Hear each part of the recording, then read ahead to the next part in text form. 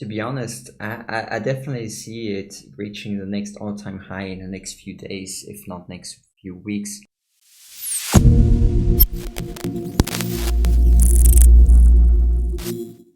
The thing is with Ethereum, Austin, is that a lot of people know Bitcoin, but Bitcoin is basically a store of value. And don't get me wrong, Bitcoin is fantastic. It's one of the best store of values that came about in the last decade. I mean, if you look at gold, Bitcoin has numerous properties that is way better than gold. I mean, apart from the limited amount of coins, as well as you can actually transport it anywhere you want. You can send $1 billion of Bitcoin with just a few cents. So Bitcoin definitely has a lot of fantastic properties. Now, Ethereum is actually a lot more interesting because you can actually compare Bitcoin to being the gold that is in the banks, and Ethereum is the banks. Ethereum has not only the banks, but it's basically a marketplace for everything. So everything is probably going to be running on Ethereum. So you've got derivatives market, which is worth $544 trillion.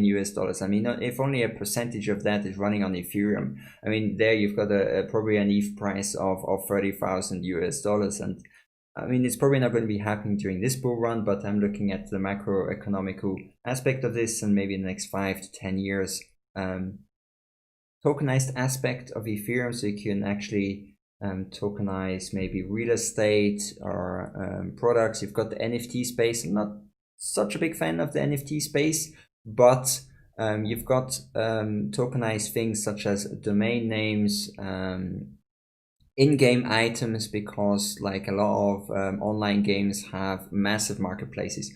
As you can see, Ethereum actually does a lot of what the traditional financial space does, thanks to the decentralized finance part of the Ethereum blockchain.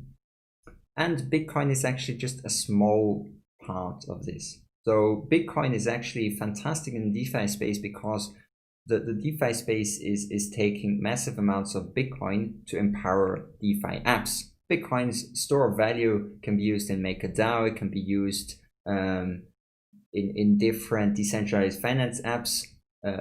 It's not the actual Bitcoin that's on the Bitcoin blockchain, but it's Bitcoin that is turned into ERC20 token. So it's basically an ERC20 token backed one by Bitcoin. But with the ERC20 characteristics, it can be used in DeFi applications.